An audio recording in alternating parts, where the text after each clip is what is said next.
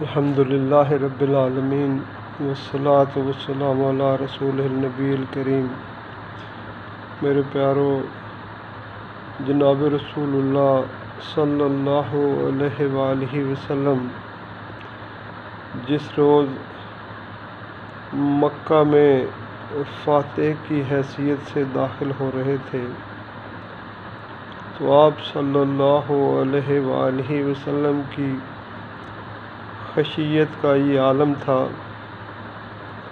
کہ آپ اونٹنی پر سوار تھے اور آپ علیہ الصلوۃ والسلام کا چہرہ مبارک بار بار اونٹنی کی کوہان کو چھو رہا تھا۔